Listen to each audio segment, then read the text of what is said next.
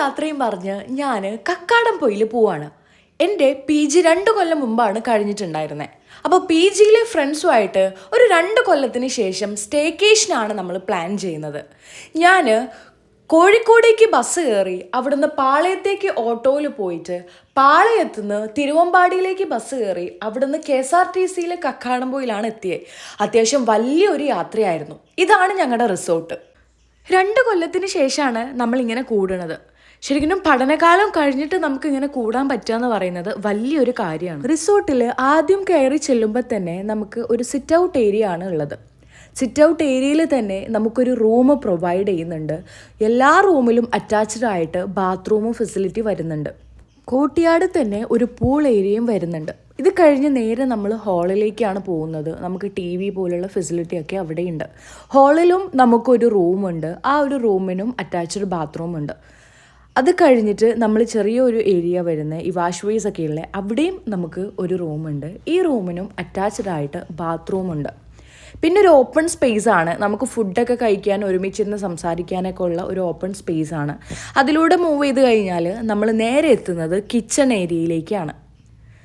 ഇതെല്ലാം ഗ്രൗണ്ട് ഫ്ലോറിലെ ഫെസിലിറ്റിയാണ്.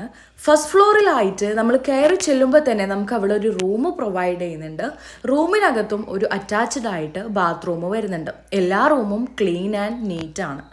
പിന്നെ അതിന് തൊട്ടപ്പുറത്ത് തന്നെ ചെറിയൊരു ഗെയിം ഏരിയ വരുന്നുണ്ട്. നമുക്ക് അവിടെ ഇരുന്ന് ചെറിയ ഗെയിമൊക്കെ കളിക്കാം.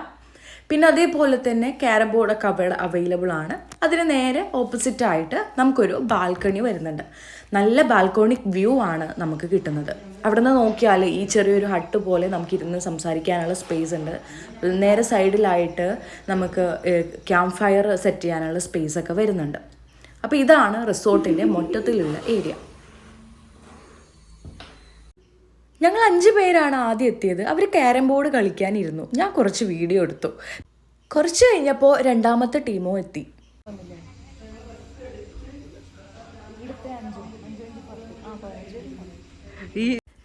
ഈ വരുന്ന വെള്ളപ്പാൻറ്റില്ലേ, അതാണ് ക്ലാസ്സിലെ ഏറ്റവും പ്രായം കൂടിയ സ്റ്റുഡൻറ്റ് കേട്ടോ. ആ പൂളിലുള്ളത് ആ നിൽക്കുന്ന കക്ഷിയുടെ ബേബിയാണ്. വന്ന പാടെ തന്നെ തുള്ളന്, ശരിക്കും പേര് അഭിജിത്താണ്, നമ്മൾ തുള്ളൻ എന്ന് വിളിക്കുക. അവനൊരു മാംഗോ ഒക്കെ കട്ട് ചെയ്ത് കൊണ്ടു തന്നു. എത്ര നല്ലവനായ ഉണ്ണിയല്ലേ. ഞങ്ങൾ PGക്ക് പഠിക്കുമ്പോഴാണ് സുഫേർക്ക് ബേബി ഉണ്ടാകുന്നത്. അവളുടെ പ്രഗ്നൻസി ജേണിയൊക്കെ ഞങ്ങളുടെ ഇടയിൽ തന്നെയായിരുന്നു. അതിൻ്റെ ഇടയിൽ ആനന്ദും നിഹാലയും കൂടെ വൈകുന്നേരത്തെ സ്നാക്സ് മേടിക്കാൻ പോയിട്ടുണ്ടായിരുന്നു. ഇവള് വളർന്ന് വലുതായതൊക്കെ ഞങ്ങളുടെ ഇടയിൽ തന്നെയാണ്. ഞങ്ങളുടെ കൂട്ടത്തിൽ ഒരാളെപ്പോലെ തന്നെയാണ് ഞങ്ങൾക്ക് ഇവളും.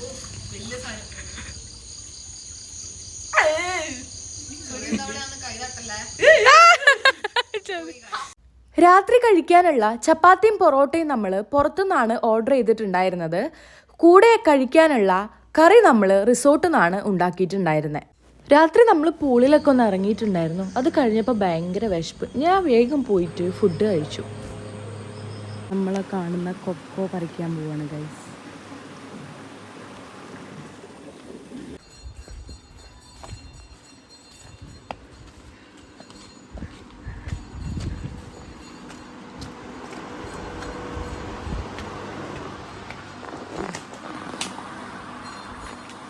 എവിടെ നമ്മൾ കണ്ട മരം ഇതല്ലല്ലോ, ഇതാണ്.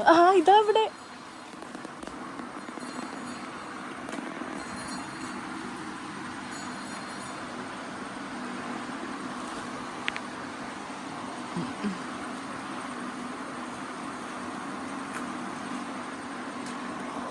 മതി, അത് മതി. 2 എണ്ണം പറിച്ചാൽ മതിയല്ലേ പറഞ്ഞേ.